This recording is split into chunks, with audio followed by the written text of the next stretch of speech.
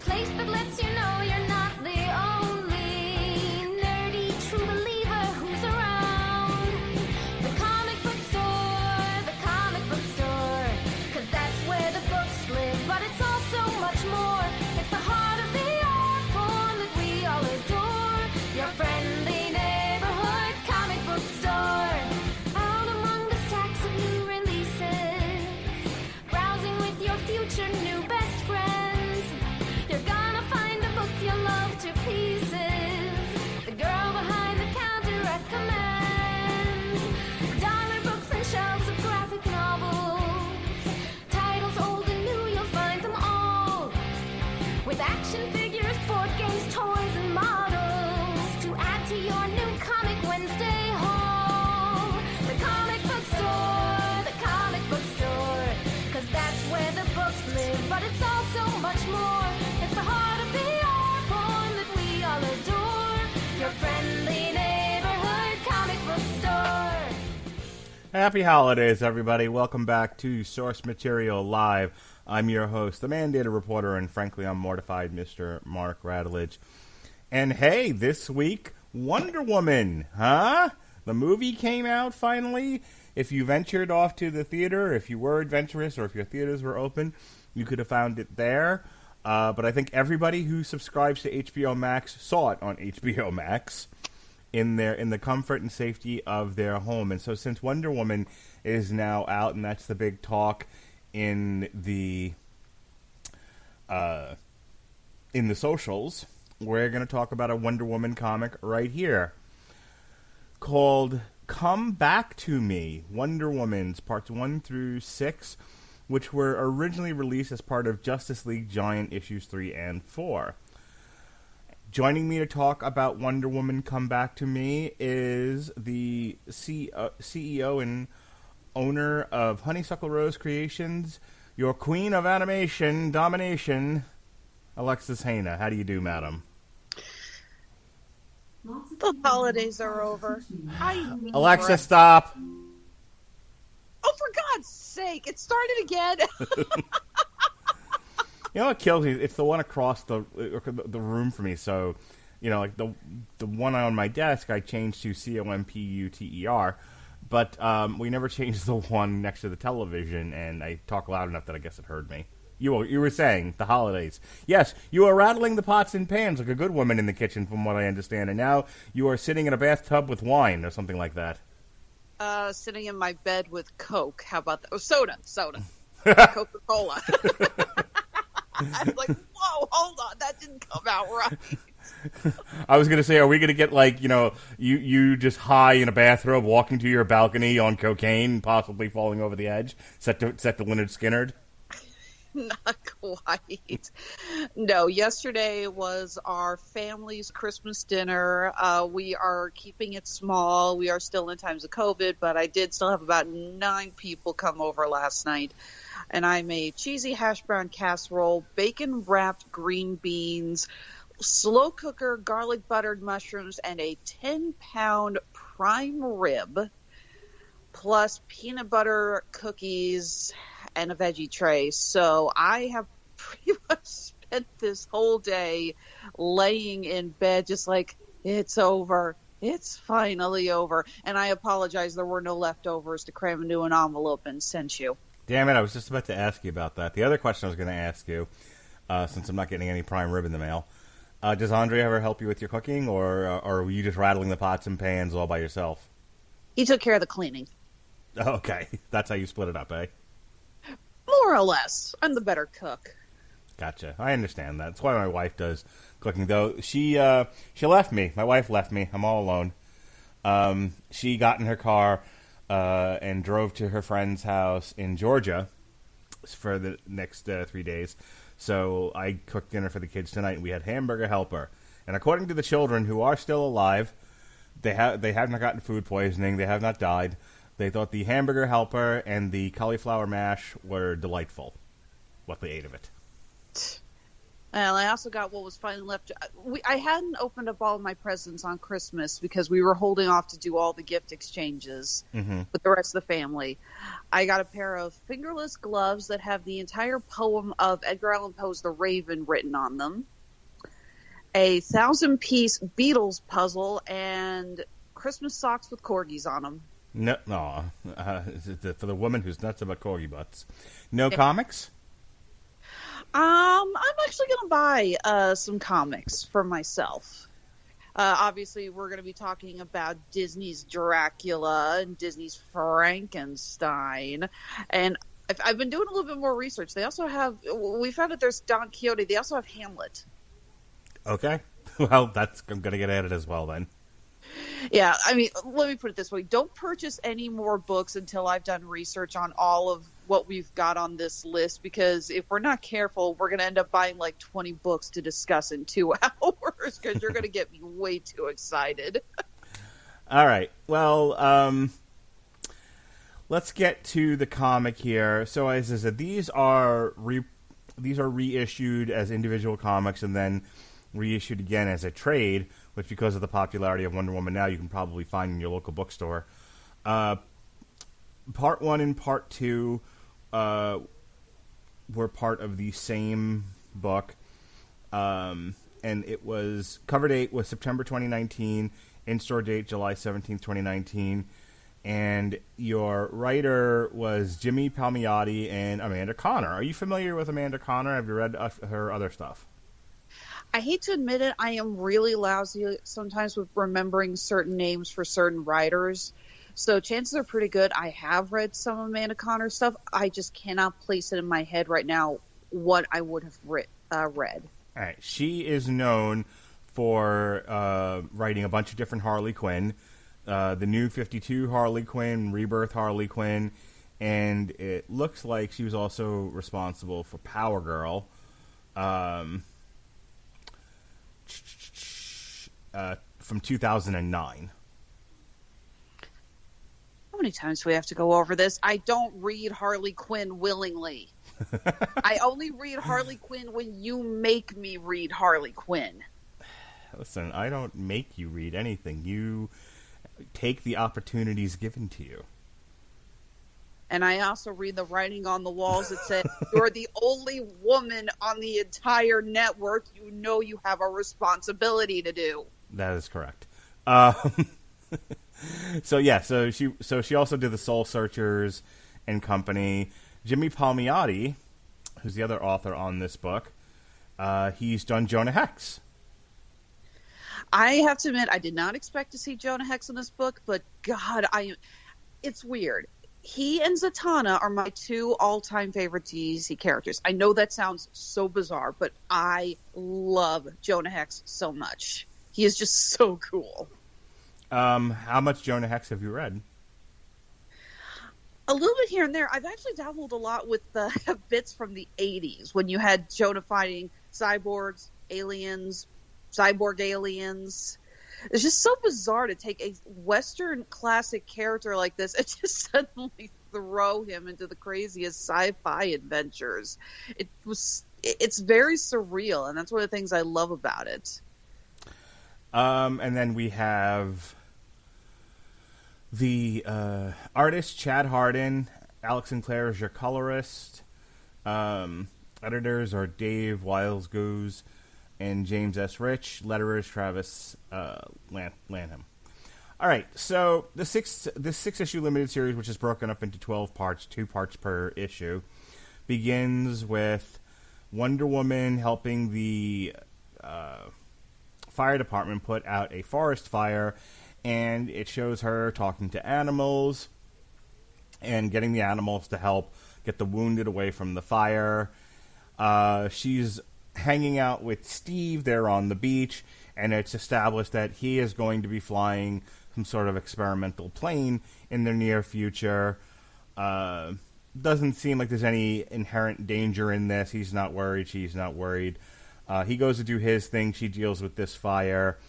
And then, as it turns out, when Steve does take the experimental plane into the air with 2 escorts, he ends up disappearing. And that's where the first issue ends. We are introduced in this issue to Etta Candy, who's also in the military and currently living with Wonder Woman, and does not cotton to all the public displays of affection between Wonder Woman and Steve Trevor. So you really want your daughter to, or it's like your daughter keeps talking about being a little feminist. She needs to actually start exploring the history of, or well, rather the evolution of Etta Candy. okay, Because that is a character that has been given overhaul after overhaul after overhaul. She is a pure reflection of what we view as, for women, side characters in comics throughout history. And it's kind of fascinating, actually. all right. So, what did you think of Come Back to Me Part 1? This little bit here with the forest fire, the animals, and the setup with Steve and Wonder Woman. You know, we've known for a while that Wonder Woman is animal rapport, and she can't really like speak with them per se. She's not like pulling a Dr. Dolittle, but she can communicate with them on another level. They understand her, and she can kind of understand what they're feeling and how they're going to express themselves in a way. But when she's talking to a friggin' bear, it's still adorable. And we see the firefighters are going out, and they're riding on top of the animals, and they're pretty much tied to the back so they don't fall, so the injured ones don't fall off. It's like, okay, I know this is serious, but damn it, this is so cute. You know, ever since Man of Steel, there's been a lot of talk, and maybe even before that, but I would say definitely since then, there's always talk about showing heroes saving people, not just punching bad guys. So I like the fact that, you know, we're going to get a 12-part story here, which I think is actually paced really well. Just kind of skipping to the end of the review. I thought the whole thing, you know, had natural chapters. There was just enough story to get through 12 parts. But I like the fact that they take this first part, they take time in it to establish that Wonder Woman is all about helping people. She's about saving people. We have Batman who's out there solving mysteries and whatnot, and you know, he's there to help Gotham. But it's a little bit different. Like, I feel like she's more Superman than she is Batman, if you catch my meaning. And that's one of the things I really like about the comic book portrayal of Wonder Woman, is that she's like, what can I do to better humanity? And that gets established here in this first issue. Not to mention, coming at the end of 2020, reading about a superhero helping to take out a giant wildfire, yeah, that kind of hits a little close to home for many of us. Are you talking about the fires in Australia? And the fires in California. Yeah, that's right. Yeah, but very relevant to this wonderful year that we've had. All right, the second half of... I wanted to ask you, actually, real quick. The artist in this one decided to draw Wonder Woman not with her usual armor and star-studded underpants, as it were, but more in the classic Roman style that we have come to see her in the Gal Gadot films. What do you think about seeing an illustrated version of that in this new costume as opposed to her classic? How do you think it looks? Oh, I think it looks much better. I mean, I've never been into the idea that, even though the funny books are for little boys, and you know, and little boys like to look at, most little boys, half the little boys, some of the little boys like to look at, you know, half naked drawn gals. But you know, these gals are for fighting. These boots are made for walking, so they need to be wearing, you know, not 2 strips of leather and a belt. They need to be, you know, it would make sense when you're an Amazonian warrior princess that you would be in, you know, armor. I never watched this show, but at least like the Xena warrior princess made sense to me. To a degree, she was decked out in armor, leather armor, as it were. But they didn't necessarily overly sexualize her. She looked like Lucy Lawless was dressed up to kick ass. That's the way Wonder Woman should look. Very much. I do kind of miss the stars, though. It sounds weird, but I do kind of wish that I guess it's a skirt, is what you call it. I do wish the skirt still had the stars on it. I feel like that's a throwback to Americanizing the character. And once they establish that she's not an American, she's from Themyscira, you know, she's an Amazon, she's from an entirely different place, there's no reason for her to have the stars on her dress. It's stupid, in my opinion. she should be in armored regalia, ready to kick ass, and you don't need to. This Captain America needs stars. She don't need no stars. Well, like I said, it's a personal preference. Sure. The armor design in the illustration does look really good. The line work is very impressive. It actually looks like it would move with her body. Mm-hmm. It doesn't look too bulky or anything. They did a really good job with the way the skirt flows around her. It's very well done. I'm just always curious to hear what certain people think of this evolution of her costume. I do like it, but I'm not going to lie. There was that brief period in the early 2000s when she had the long blue pants. Mm-hmm. Yeah. With the stars going down the side. I really like that. And while I don't mind the armored skirt, I really wish we could have gotten more time with the long pants, because I always thought that just looked very badass. Yeah, I liked it. I think maybe they got away from it because it didn't look like Wonder Woman anymore. I think, first of all, I think that was her new 52 look, wasn't it? No, the new 52 look I thought was when she had the long ponytail and the more silver, red, and navy outfit, like we saw in the animated films that came out in recent years. Okay, that's what I thought we were talking about. So describe it to me again. It's basically the red and gold bodice, but instead of the star panties or the skirt, she's essentially just wearing long blue navy pants with stars down the side. Okay. If you saw do you remember that abomination of a Wonder Woman live action pilot? With Adrian Palicki. I've not seen it, but I know it exists, and I've seen her in the outfit. Sure. That was the outfit. That's what I'm going with. They did have her wearing pants like that in the comic for a little bit, but it quickly got abandoned. But yeah, that was the look they were going for. But frankly, I kind of like that outfit. And again, we're talking about the navy ones, not with the sparkly blue long pants they did in the promo shots. And everyone said, that looks like a Halloween costume. All right. Let's move on to the second half of this here, part 2, the triangle. So they start off with Steve and his fellow pilots, Nate and Kate, trying to cajole him into telling them about his date with Wonder Woman. And he says, a gentleman doesn't kiss and tell, blah, blah, yakety schmackety. Though they actually show the disappearance here. They show the plane going down. They show them getting caught in the storm over the Bermuda Triangle, etc. And then we go back to, and that's all in flashback.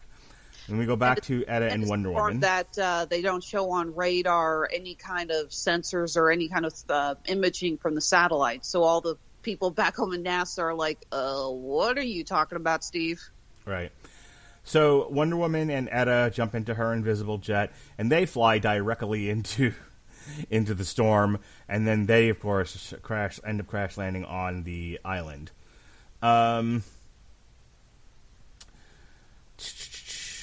I do kind of like it's like, don't worry, I can handle it. Crash. I can't handle it. Eject. It's like, wow, that escalated quickly. So they wake up on the island, and Etta hears a crab talking to her. And that's a great conversation.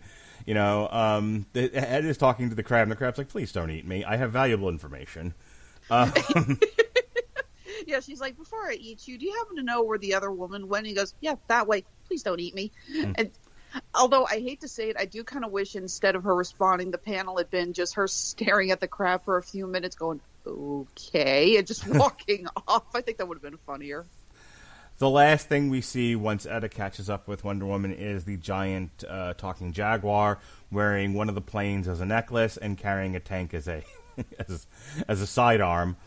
And that's where we leave it. So not a lot here in part 2. Just you get more exposition as to how we got where we are, and that they are strangers in a strange land. Anything about this particular issue? Yeah, I looked at the jaguar and I said, "Damn!" And I thought I was the queen of upcycled jewelry. Da da da da da.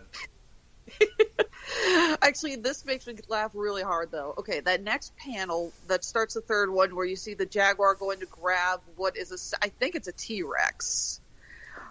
The way I'm reading this on Hoopla Digital on my computer, and for a split second, the lighting on my computer screen didn't come out right because I did not see the jaguar's hand. I just saw the shadow of it, that black mark. And the way it looks against the T-Rex, it looks like the T-Rex has a giant flowing head of black hair. And I was just like, what the hell am I? Oh, that's the Jaguar. Oh, okay. It was so weird. All right, so we're up to part 3 now. This is the Searchers. This is where it starts off with Diana dealing with a giant jaguar who isn't going to eat them. He's got plenty of food there, and they are not even an appetizer to this thing. Yeah, it's like, hey, bones get stuck in my incisors. I'm like, hey, it's like when I eat raspberries. So he introduces himself as Odio, and he warns her that this place either kills or be killed. And so Etta and Diana take off. Except that look too appetizing. Yeah. They run into a group of Neanderthals armed with modern weapons, which is never a good thing. Diana tries to talk with them once they're spotted, but of course the Neanderthals attack. And so she ends up in a fight with them. Etta notices that one of them had a bag of United States Air Force on their shoulder. So Diana decides to follow them as they take off after getting whooped by Wonder Woman. They come upon a cliff. They spot a highly advanced aircraft whose existence should be impossible given the level of technology in their own time, inhabited by Neanderthals. Diana guesses it must have been on the island for a while and decides to investigate, telling Etta to hang back for her own safety. It's at this point you start realizing that the writers of this book just really took every trope that they ever wanted to put into a sci-fi comic book and threw it all in at once. I'm sorry, this is a good book, but every single chapter started, I thought, well, it can't get much weirder than this. Oh, crap, I spoke too soon. Yeah, this is like one of those stories that you do, one of those exercises you do in like a drama class where one person starts the story and then the next and then stops, and the one person has to continue the story from there, but they can say anything they want. The improv exercise. That's kind of what this feels like. It's the yes and activity. Yeah, I remember those. Mm-hmm. It is so bizarre. And I hate to, again, I'm exhausted from the holidays. I've spent most of today in bed relaxing. And a lot of times I started reading this. I'm like, okay, I know that my brain is not functioning on all wired synapses, but did I seriously just see that? At one point you just have to start to wonder, is this actually happening, or do I really need to go back to bed?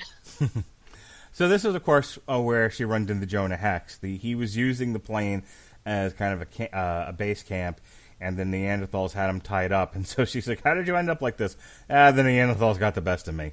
So she unties Jonah Hex, and they become fast friends. From Jonah Hex, she finds out that Steve and company went south. So the issue ends with Hex promising to take Wonder Woman to Steve Trevor, wherever he might be. So these are pretty short bits here that are broken up into parts. This part is them dealing with the Jaguar, then the Neanderthals, then her finding Jonah Hex. And like I said, I kind of like the pacing of how this goes. There's a little bit of information in each part here and a little bit of action to keep things flowing. And you get introduced to new characters almost in each section. So here, she pals up with Jonah Hex, which you said you were pleasantly surprised by because you're a big fan. But I don't know how often Jonah Hex and Wonder Woman have had the pleasure of teaming up. So this was kind of fun. The only time I can really remember, I hate to say it was from the Justice League animated series. There's an episode where Batman, Wonder Woman, and Green Lantern get stuck going through a time travel episode, or through time travel. And it was basically an episode to introduce a lot of the classic Western DC heroes like Batlash, Jonah Hex, Pawnee Smith, and things like that. Not a bad episode, but it is kind of funny. There's a great bit where they're riding on horses, and Jonah rides up against Batman, who has shed his disguise. He's wearing Western wear, and he goes, interesting, gun belts. I take it you guys are time travelers. And Bruce goes, well, what makes you think that? And he goes, experience. I've had an interesting life. Yeah, they've made good use of Jonah Hex outside of his own solo movie, which I understand did not do well and people were not huge fans of. But they've used Jonah Hex in the animated movies. They've used Jonah Hex in the Berlanti, Arrowverse, and those are always fun appearances. Totally, and we don't speak about the Josh Brolin film. It was crap. Fair enough. All right. So now we're up to part 4. Come back to me, not from here. While guiding Diane and Etta to where Steve and his co-pilots went, Jonah states that he's also searching for his friend Tallulah, who was riding in a boat along with him, but they got separated after a storm. As it starts raining, Jonah directs them to a cave he used earlier and starts firing towards its mouth in case some animal is taking shelter in it. Diana and Etta stop him, worrying he could harm their friends if they're in there. As Diana goes to search inside the cave, Jonah gets attacked by an energy blast, but is saved by Diana, who gets knocked away. Yes, this is the bit with the robots.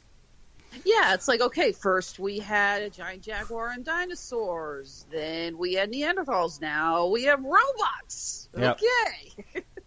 And the robots are protect the queen, over and over again. Yeah, princess, sorry. So they fight with the robots.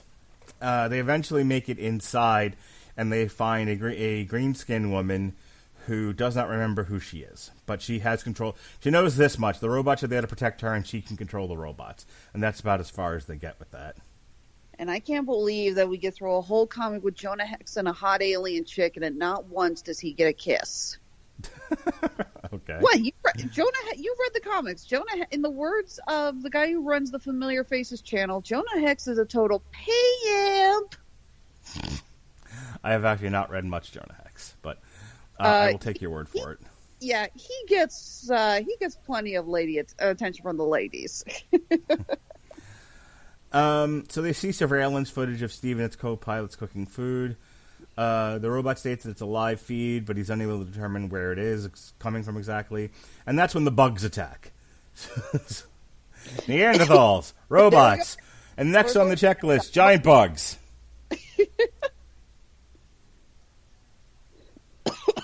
Oh, excuse me. Sorry, allergies. All right, so part 4 here. Any thoughts? I pretty much said everything I needed to with Jonah Hex. But again, it's just, I get to the robots, I'm like, oh, wait, now there's robots. Wait, now there's giant bugs. Again, this is a very bizarre book. So Wonder Woman rushes to find Steve. We're up to Reality Bites here. Part 5. Wonder Woman rushes to find Steve before the giant insects attack them. And so we flash over to Steve and the pilots talking, and one of the bugs does in fact attack and kills Nate instantaneously. Just boom, done. Right, run through right through the back. He gets the Mothra treatment. Mm-hmm. Wonder Woman shows up, unfortunately not in the nick of time, and she starts killing all the bugs. And this is where she starts to also find out that she doesn't have all her powers are one by one disappearing. She can't fly anymore, and she's healing slowly. Wonder Woman gets taken. This is a very common cartoon gag where a character gets picked up by a flying creature, screams, "Let me go, let me go," and the creature lets go, and then the hero realizes, oh crap, that was a mistake because you are now at least 10 stories up. So she ends up falling, and now she's surrounded by dinosaurs. With scientifically accurate dinosaurs. Yeah, it has, feathers? Was that the thing? Yep. All right, so now they're dealing with dinosaurs, and she's managed to break her ankle, which is a first for her, seeing as she's nigh invulnerable. You ever broken your ankle before? I have not. I have not either. All right, so right after they've dealt with the dinosaurs and they deal with her ankle, we get a camera pull back, and there's Cheetah watching the conversation play out silently from a tree as she states she'll enjoy what happens next. So that brings us to Cat Scratch and Fever Dreams. And it's not the Cheetah of present-day Wonder Woman's life. This is a Cheetah from her immediate past, so it's a more aggressive, pissed-off Cheetah who hasn't quite had the beatings to calm her down from Wonder Woman that present-day Cheetah has. That's the impression that we get here. And this is where we start to realize, hey, wait a minute. Not only is Jonah Hex being pulled from a different time, but all kinds of people are being pulled from different times and places, and this island don't make a lick of sense. Yeah, and all those people complaining about how Kristen Wiig's Cheetah looked. At least she didn't look like this. That face design is just, ugh. It looks I didn't like, mind it. I thought this version looked good. I'm sorry, I thought it looked like Grumpy Cat given a sexy overhaul. All right. Sorry, I saw those eyes, and that's all I thought. Wonder Woman. This issue begins with Wonder Woman having a fever dream where the Justice League kicks her out for not having powers. We've all had that dream, right? You know, the anxiety dream. You know, you're naked in class, you don't have your powers anymore, that sort of thing. And of course, right as the Justice League are being blown out of space, she wakes up. And that's most of the issue right there. Jonah Hex buries Nate, and so they're all kind of licking their wounds after a fight with every fantasy trope you can imagine, short of a dragon. I'm kind of surprised we didn't get a dragon at this point. Steve carries Diana despite her reluctance, while Jonah guides the party as Sabella, who is the green-skinned gal, asks her about his missing friend. He gets suspicious as he never told her about it, and aims a gun at her when she doesn't offer a good enough explanation. Sabella, however, holds him at his throat, and Diana tries to defuse the situation. As she prepares to use her lasso of truth, it gets snatched by Cheetah, and she tears up her hands in the process. As Hex tries to shoot Barbara, he is stopped by Diana, who explains she was once her close friend and blames her for wronging her. Edda suggests tracking her, but the lightning erratically strikes at trees, causing them to run for shelter. There they notice the TSB Federation calling out to Princess Sabella to surrender for stealing her starship. And this is where the plot thickens. This is also where the issue ends. So, parts 5 and 6. Definitely getting deeper into the mystery, but really there's not that much to talk about here. Again, I mentioned what I thought about, Cheetah's design in this. Mm-hmm. Yeah, the first 3 issues of this, now we're getting into the back half of the series. The first 3 issues of this were them kind of bumblefucking around the island, and it was a lot of, and then the dam broke, kind of a thing. And then just kind of getting the D&D party together. This back half now is where we get to kind of the plot of things and why things are the way that they are and what the real deal is. Yeah, then the volcano erupted and splattered everything in sight, and then the price of the food market skyrocketed.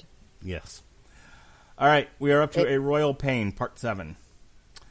The TSB Federation tells Sabella she is under arrest and will be killed along with those accompanying her if she doesn't surrender peacefully. Diana tells Steve not to intervene as they're outmatched. And that's one of the things I like about this. This is not like a battle-crazed Wonder Woman. This is the kind of Greg Rucka version of Wonder Woman where she's like half diplomat, half ass kicker, and when she realizes that there's no point in fighting, that like, hey, we still need to get answers here. Now's not the time to fight. Let things play out. So I like that about her. I like the way this Wonder Woman is characterized and written, because again, she's not just, it's funny, whenever you see like Superman and Batman together, Batman always points out about Superman that he just rushes headlong into things because he's invulnerable, and that he's at a loss when he doesn't have his powers because he's so used to just smashing things. What I like about this Wonder Woman is that she's a thinker.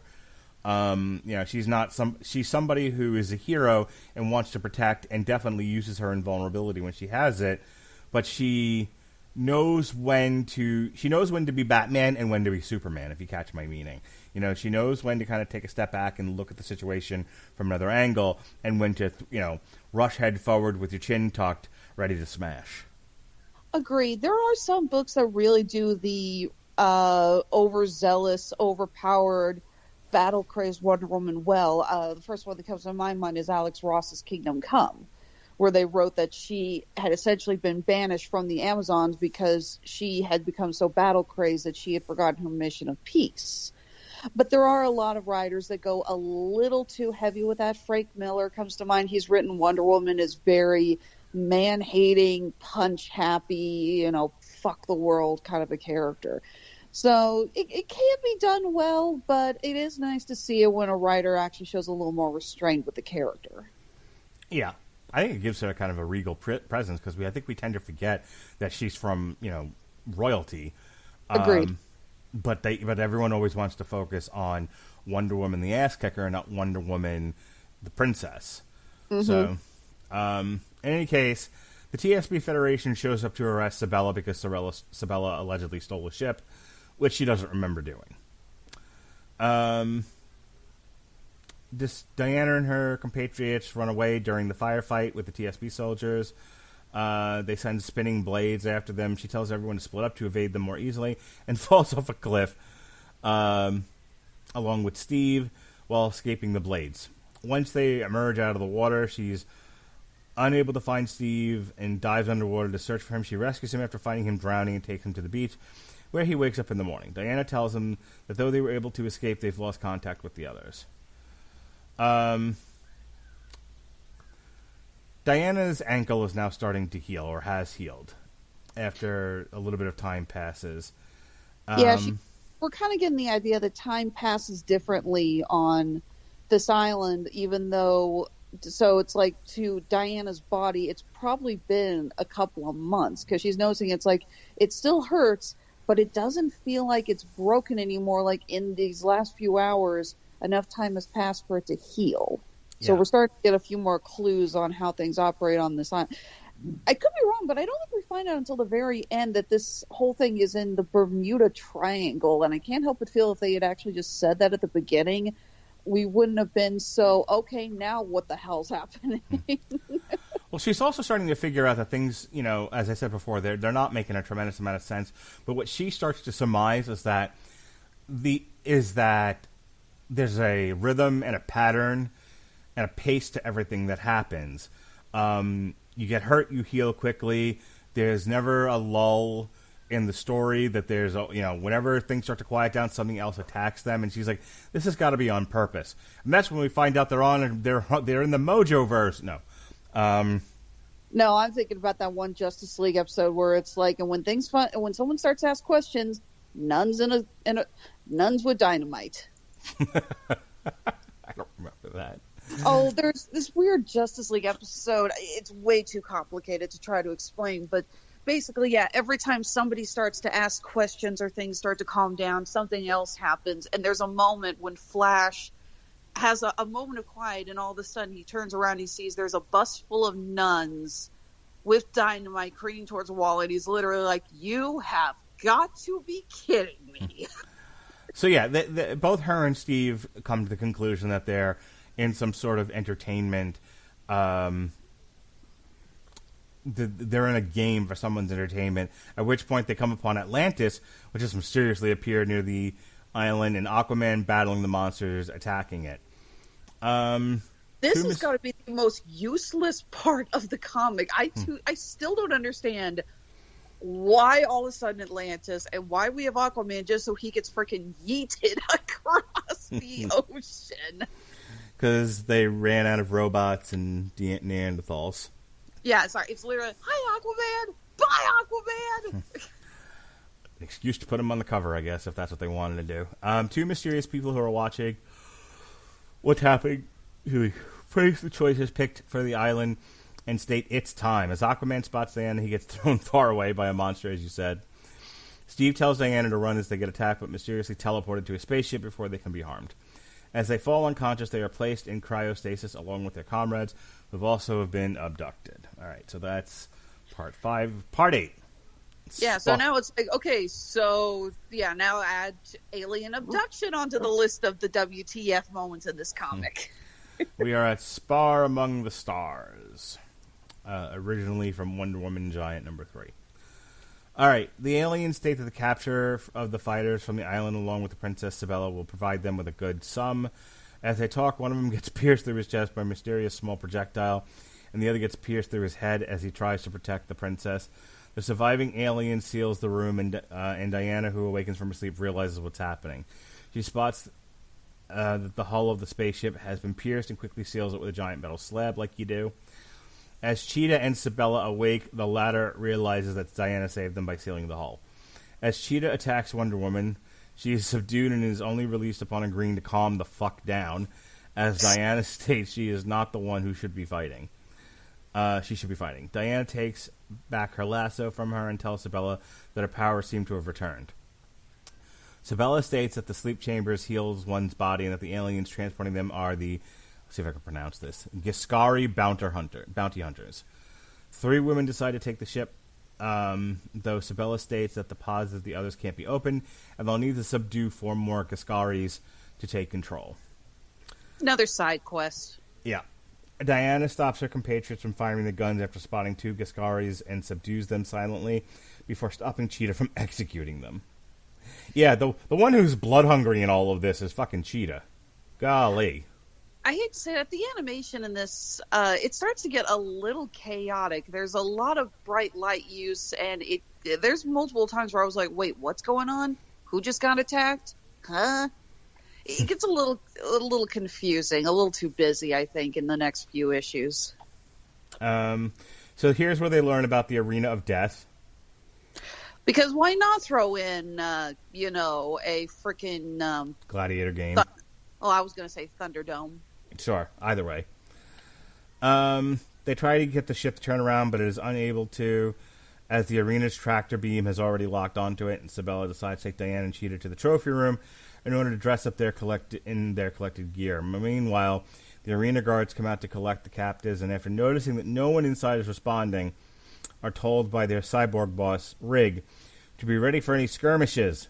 As Rig orders them to force open the door, the 3 women come out dressed up in the gear collected by the bounty hunters and demand to be taken to meet with the leader of the arena. Yes, there's a cheeky little panel here of Wonder Woman in full gladiator regalia saying, "Take me to your leader." Ha! Yeah, they needed it for the cover art. Yeah, they did. They needed one of Cheetah in armor holding a BFG. All right, so I didn't say BFG, and you know it. So they're off the island now. They're in space, and we're starting. And little by little, we're getting more information as to why, in fact, they were on the island in the first place. But again, the way the comic is paced, which I like, is that you don't get bombarded with too much exposition before there's another action scene. See, like, this would have made for a fine movie. This should have been the Wonder Woman sequel. Only if Taika Waititi directed. Take All right. that, Robert and Pat. I know somewhere you just felt a chill go down your spines. Yeah, they're not listening. Part 9. Oh, but every time I mention Taika Waititi positively on the show, I know that they can feel a sense of dread loom over them. How would that be different from what they normally feel? Hi-yo! Play by the rules. Part 9. As Diana tries to talk to the staff of the Arena of Death, like you do, Cheetah suddenly fires at one of the guards before being stopped. Sabella demands to talk to the leader of the arena, but the cyborg Rig tells him to peacefully surrender and do as they say. He then knocks them all out with a powerful shock blast and tells the guards to get them ready for battle. As Diana wakes up, she is told by Sabella that they've been made to wear shock restraints. Cheetah, meanwhile, asks about the food in front of them and gets told that it's actually to help the prisoner gain strength for the battle, while the arena is in a place for death matches between criminals of the universe to earn their freedom. So, of course, Wonder Woman doesn't want to fight because that's barbaric, but Sabella's like, well, if we don't, then we die. So, you pick. 2 women enter, 1 woman leave. Yep. They Wonder Woman demands a fair trial and is laughed out of the room. I do love the bit where Cheetah asks if the food is poisoned, but we can see she's clearly already eating it. All right. The rest of the crew gets let out of their pod. Steve demands to know about Diana, but is warned to move. He wants to stay alive. Jonah Hex asks the fighter Drex about their location, who is surprised they didn't know since they arrived with Sabella. There's a fight to the death organized between Drex and Sabella, with Cheetah shaking great joy. Oh yeah, Cheetah thought this was a gas. Just a hell of a good time. What was it? Like, I need a beer and popcorn. Yeah. So Drex, the princess tells Drex she doesn't want to fight and asks him to walk away, but after seeing his family held hostage, he states he can't. She ends up subduing him, and it's a fight to the death, and she knows that, if if you're trying to spare the person who's lost the fight, someone has to take their place, so she ends up fighting the Wonder Woman. Things start to get a little weird as well, as we're noticing Isabella, who has pretty much been very friendly, calm, and the voice of knowledge and reason for up till this. All of a sudden, she's getting the 1,000-yard stare and a little bit too maniacal of a smile on her face while she's attacking Drex. All of a sudden, it's like, something's not adding up. And I mean that thought. So the girls have a sword fight, and Diana's like, yeah, it's not all about brute strength. You have to actually know how to wield the sword. And you also have to know how to draw a character doing the most insane split kick I think I've ever seen. Wow. Diana tries to convince the alien princess to stop fighting, but fails, and after clashing swords with her, inflicts a deep wound at her back. The counselor, Develos, tells the other members, but gets told by Belloc that they'll be from Sibella's tyranny if she is dead, and reminds him... Wow, this is poorly written. All right, so basically, this part of the summary is the alien's like, hey, if we just let her die, then we don't have to put up with this person anymore. But if we don't save her and she ends up winning, we're all going to be in trouble. That's the mathematics here at work. And there's a pseudo twist ending here, but it is, I'm sorry, this twist is very convoluted. Well, here's where we learned about the Light Lords, and that basically the Light Lords came to this civilization, wiped it out, and the survivors jumped on this ship to get away from them, and they realized that wherever they settled, the Light Lords would find them, and they'd be, eventually made extinct. So they just stayed in the ship, and they made some sort of deal with the Light Lords, and the Light Lords consume energy to stay alive. They are invulnerable, invincible, and all of that. I think the whole setup here was to do this deal with the Light Lords. Pretty sure there was at least one Star Trek villain that was like this.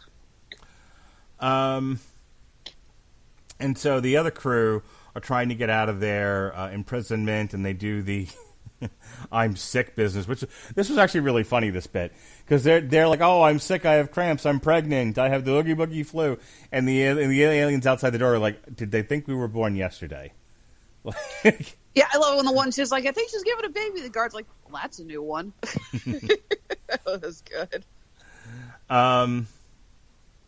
So that's the end of Battle Royal and the end of this particular section. We move to issue number 6, parts 11 and 12 here. An unfavorable light.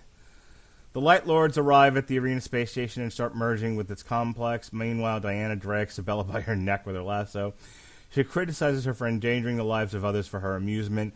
The alien princess tells Baron Balak and Counselor Develos to alert the guard, but they run away, stating she's on her own. Yeah, we basically find out that Sabella gave herself amnesia, put herself on the island, had them bring in Wonder Woman, Jonah Hex, Cheetah, and all these other random things. And then she went down there and dealt with it, and now she's watching the playback like it's an episode of American Gladiators or something. And she's like, ooh, this was kind of fun. I got to do all this stuff, but I didn't even know what was going on. And it's so weird. Well, the net result, I actually bought this, because the net result of her saving her people was boredom. They're stuck on this ship. There's nothing for them to do. And she's like, I know what will amuse me. If I'm randomly put in danger and I don't know what's happening to me, and I'm, and we get other people to be part of surviving the game with me. That'll be fun. I get that, but it's still weird. I got what they were going with this. Of all the things that we've read this year where I complained a lot, this didn't bother me, because I could see where a person would go to extremes to find some sense. It's the episode of Black Mirror where the guy steals the DNA of his coworkers and puts them in his virtual Star Trek game. And when he's not playing the game, they're all trying to find, they're all just stuck there, and they have no genitalia, and they can't eat, and they can't drink, and they're just there to play his Star Trek game. And so the one guy at one point in the episode starts banging his head against the wall, and they're like, "Why are you doing this?" Like, it's better than nothing. So, I'll take your word for it. I actually haven't watched. I've watched like maybe 3 whole episodes of Black Mirror, and that's it. You haven't seen the Prime Minister of England bang the pig yet? You gotta see the Prime Minister of England bang the pig. I said I saw 3 episodes. That was one of them. You saw the Prime Minister of England bang the pig, then good.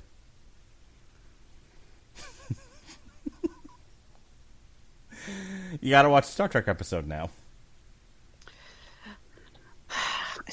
I gotta watch Sabrina, Dark Materials, and the season finale the series finale of Supernatural first. Thank you very much. It won't take you that long. All right, moving on. So the whole thing was like, hey, take us to Mana 8, Light Lords. Diana's compatriots fight to get to their ship. They see the guards being incinerated by a mysterious light and flee and run away. Diana, meanwhile, herself fights Sabella after she breaks free of her hold and eventually subdues her, telling her to remember the good person she was when she fought alongside them. Sabella soon discovers that the Light Lords have arrived on her space station and are killing her people like they do. She explains that the station is carrying 200 million people and explains their homeworld was Sinion, capital of a federation of 10 planets. As the Light Lords started devouring the other planets, their survivors fled Sinion for safety.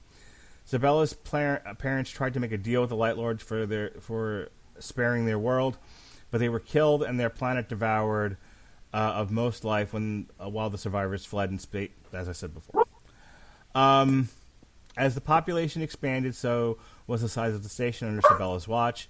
She, however, grew bored, like we were just talking about. She says she doesn't know why the Light Lords are after her, but they're devouring the life on the station. All right. So after asking Sabella to allow her to communicate with her comrades and program their spaceship to go to Earth, Diana appears before them in a hologram after they notice that their ship turned on automatically and is programmed to go to Earth. And she tells them that it'll drop them off there first and leave her on the station, which they do. There's a bit of a back and forth between her and Steve, but there's nothing they can do. The ship is remote controlled. Yeah, for how creative this whole book has been, in the end, they are tricked through the same method of Star Trek Insurrection. All right, the final issue. So I don't even need to read the summary for this. This is basically what happens. They trick the Light Lords. Using the same technology from the island or whatever. They use like hologram technology.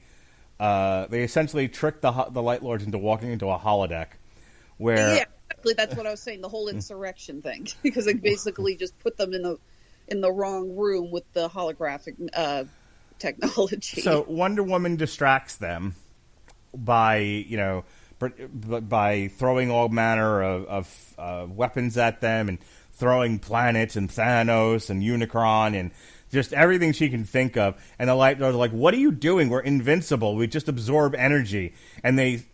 And after about 5 or 6 rounds of this, as crazier as it gets, as crazier as Wonder Woman gets, like the best part about this, and this is why I would love to have seen this like done on the silver screen, because Wonder Woman goes full like over the top with it. She's so over dramatic. She's like, "I am blah blah, I will do all the things," and the Light Lord's like, "Nothing hurts us. What are you doing?" But this goes long enough so that the Light Lords start to figure out the gag when they realize they've consumed all of this energy, but they haven't actually gotten any nourishment from it. Like, they're still at the same level they've been. They're like, "Hey, wait a minute. This don't make no sense." And it was all a gag, see? It was all a great distraction so that they could be thrown into a sun. Yeah, it's basically the equivalent of, I've eaten 5 turkey dinners. Why am I not full yet? Right. So before the Light Lords could figure out what's going on, they are thrown into the sun, and that's the end of the Light Lords. And that's how this whole story got resolved, is Sabella and Wonder Woman worked together. So Wonder Woman got to go full crazy Amazon and trick the Light Lords into killing themselves. At which point, Wonder Woman says, "Hey, you, Queen Isabella, maybe not act like an asshole anymore. Maybe take care of your people now." And she's like, "I could probably do that. And what do you want, Dorothy?" And Dorothy says, "I want to go home." So she takes Wonder Woman home, and as it turns out, everyone got restored to their proper place and time before any of these events happened. So Nate is still alive, and they never actually went on the experimental plane ride, which they said, you know what, maybe tomorrow. And they all lived happily ever after. Like I said, this was a very, very, very weird book. Oh, I liked it a lot. I did a little review for Goodreads and my Facebook page. And like, this is when I read a Wonder Woman comic, or I read any comic really, that isn't like a murder mystery. This is what I want. I want there to be some degree of mystery. I want to be kind of taken on a ride, and I want my characters to act like heroes, not obnoxious twats.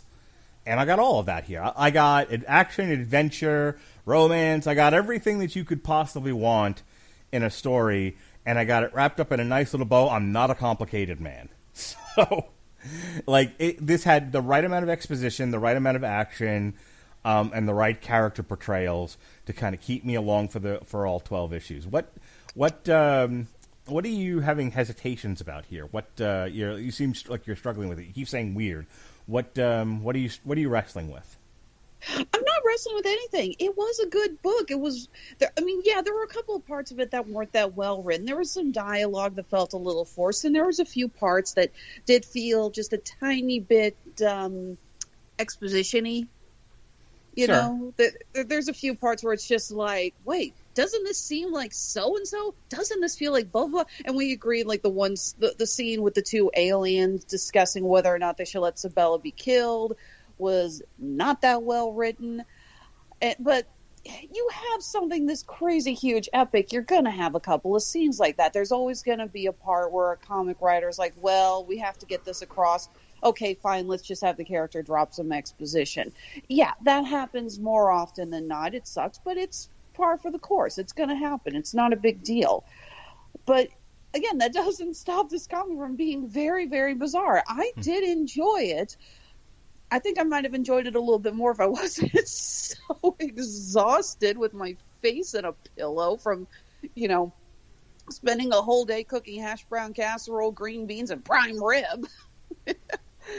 But I did like it. I really did. The artwork is very good. There's a couple of parts that I will admit. There was one thing I remembered was at one point Etta gets some armor from Sabella, and she looks really badass in it.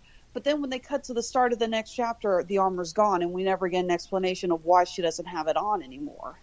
Yeah, there was probably a little bit of consistency holes, where things don't line up. But I think overall, I enjoyed the bright artwork. Very similar to like the Harley Quinn stuff I've read from Amanda Conner. Amanda Conner, I think she was responsible for the Harley Quinn Power Girl team up limited series, which was still one of my favorite reads, and I thought was hilarious. Like, I think first of all, you got to understand something. In this year, I have read a book where there's an entire issue dedicated to explaining how one-celled organisms turn into fish. I needed a light read. I needed something punchy, and I got the right level of punchy with this. So, I am loath to complain about it. But sure, it's a very simple. This isn't one of those books where, like we did with Three Jokers and some of the other stuff we've read this year, where there's a lot to dig into and talk about the deeper meaning here. This was just a fun adventure tale with one of your favorite comic book characters, part of the Trinity. My only complaint about it is I don't know if "Come Back to Me" was the right title, because like the impression that you get, like part of the reason why I picked it, when I was reading the description of it, I'm like, oh, it has Cheetah in it, and Steve Trevor disappears, and I'm like, oh, well, the new Wonder Woman movie kind of focuses on the reappearance of Steve Trevor coming back to her, and Cheetah is one of the villains in this thing. I'm like, okay, I don't think that they use this as any kind of inspiration. They obviously didn't. The movie is its own tale, but and And we'll be talking about that tomorrow. Plug. Yep. But I figured, okay, I think as far as with the the only thing with it doesn't have Maxwell Lord in it, but I think it connects to the movie thematically at least. And she finds Steve Trevor within an issue or two of him disappearing. So I'm like, what come back to me is this? Like, I almost feel like the reappearance of Steve Trevor shouldn't have happened till the end of the book, to really give that title any kind of meaning. It's a minor quibble, but I don't feel like you sold it to me on the quest to find Steve. She finds Steve almost immediately. Maybe call this something else then. Just find another, Wonder Woman and her tales of adventure across the island and through space. All right, something along those lines. Wonder Woman goes to the Bermuda Triangle. That alone, I think, is a better title. Wonder Woman, Mars needs women. That's what I would have read. Oh, for God's sake. All right. Anything else about this? If not, we're going to wrap it up. No, like I said, this was a very good book. It was well written, very good animation, very good artwork. You've heard me say my piece about the design of Cheetah, but that's neither here nor there. But again, this is very surreal. It's you said it best. It's one of those improv exercises where the next person has to continuously add on to it. Because it's like, okay, so now we have a giant jaguar. Now we have Neanderthals. Now we have dinosaurs. Now we have robots. Now we have giant bugs. Now we have aliens. Now we have Aquaman. It's so surreal. Do not try to read this after the holidays, because you're just going to be sitting there going, huh? Through most of it. All right, well, next week we do another, what I'm sure will end up being a silly book. Red Sonja and Vampirella meet Betty and Veronica. Oh boy. The first, I think, 6 issues of that. Whatever the first trade is. So we'll talk about that. Other things we've got going on for source material in the month of January. We've got The Boys Volume 2, get some. We've got Star Wars Bounty Hunters by Ethan Sachs. We're going to finish up our look at Chilling Adventures of Sabrina, issues 6, 7, and 8. And then, starting February 1st, myself and Jesse Starcher and Cole Marentet will be looking at the Back to the Future Transformers series. So that'll be fun. And here to give you at least 2 minutes of plugs, Alexis Hejna to tell you about her business. Yes, Honeysuckle Rose Creations, the intersection of geek and chic. Hey, listen, guys, we just wrapped up our big charity drive. From Black Friday to Christmas Day, we did an event where for every order that was placed from our Etsy or handmade at Amazon orders, we donated at least $5 to the St. Jude's Children's Hospital. I need to do a final count, but I know that we are well over $250 worth for donations. I cannot thank you guys enough for not only making this a very successful season for my company, but for helping us to donate so much to children in need. You guys are wonderful. Thank you so much for that. Obviously, things are going to be a little slow after the holidays. Our shops are still open. Again, we're on Etsy and handmade at Amazon. We're getting ready to do our month of bookkeeping, as I call it. This January is the month where we start going over all of our finances and whatnot. And we're going to be adding in some new products here. We're getting ready for 2021. I don't know what is in the future for us at this moment. We don't know when the conventions are going to be open back up. We don't know when we're going to be back on the road. But we are eager to get back. We are just going to have to play it by ear for now, folks. Keep a lookout on our Facebook, Instagram, and Under Duress Twitter. As soon as we know when the conventions are opening back up, we will let you guys know. We got a vaccine now coming out for COVID, so all we can do is sit here, wear a mask, wash our hands, and keep our fingers crossed. So again, keep a lookout. Honeysuckle Rose Creations, the intersection of geek and chic. Okay, as was mentioned before, tomorrow is our Damn You Hollywood review of Wonder Woman 1984, a movie that has split the internet, like all good movies do. We will also be reviewing Soul, the new Pixar movie, and our last podcast of 2020, the year that was wonderful. Wonderful year. We will be doing the Clutch Live from the Doom Saloon Volume 3. which will be acting as our year-end special. Last week, Christmas week, was full of Christmas cheer. We started off with Hejna and I had a gay old time around the Christmas tree as we talked about the Warrior Christmas special. Yes, vascular detail is what we called it. Santa in bondage. Various captions of bondage. It was fantastic. We loved it. We reviewed Monster Hunter, WWE, TLC, Tables, Ladders, and Chairs, Majestica, A Christmas Carol, and Chris Bailey and I reviewed Dynamite, AEW Dynamite Holiday Bash, where once again I had to explain a wrestling angle by comparing it to Grease, because Grease is the word that you heard. It's got moves, it's got feeling. Right, Alexis? Of course I'm right. Don't give me flashbacks to the high school musicals I had to cover. Terrific. All right, folks. Have a happy and safe new year. For Alexis Hejna, I'm Mark Radulich. Be well, be safe, and behave.